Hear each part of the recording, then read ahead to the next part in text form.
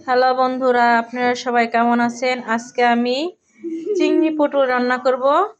আপনারা আমার সাথে থাকুন প্রথম থেকে শেষ পর্যন্ত।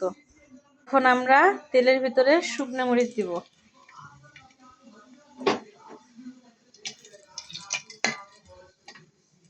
মরিচটা একটু ভেজে নেব।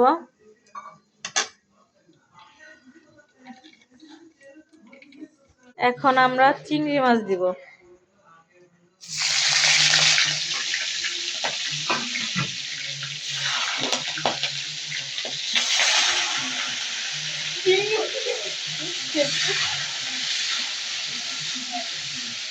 দেখুন চিংড়ি মাছের কালারটা কত সুন্দর হয়েছে।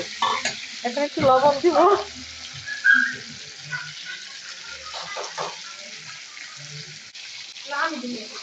লবণ দেওয়ার পর এখন সামান্য হলুদ দিব।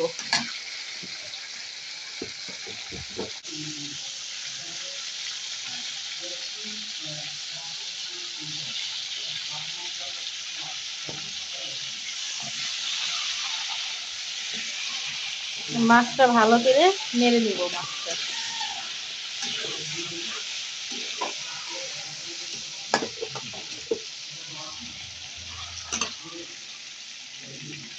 এভাবে কিছুক্ষণ থাকবে। মাছ আমাদের ভাজা হয়ে গেছে। এখন এগুলির ভিতরে, এখন এই তেলের ভিতরে আমরা এই পটলগুলি দিয়ে দিব।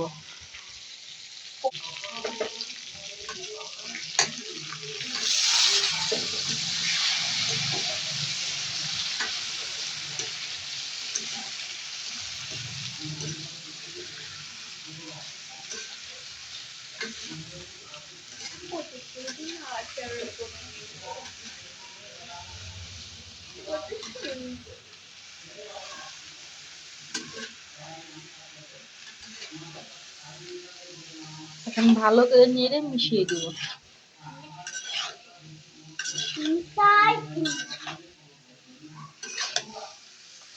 এখন লবণ দিয়ে দিব।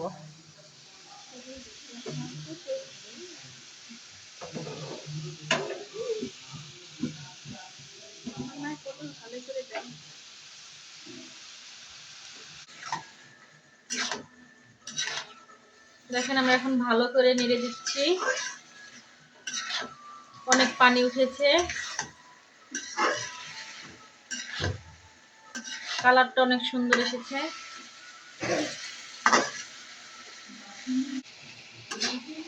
দেখুন পানি অনেকখানি টেনে গেছে।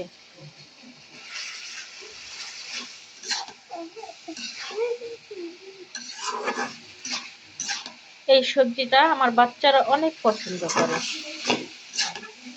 চিংড়ি মাছ দিয়ে পটল দিয়ে ভাবে রান্না করলে।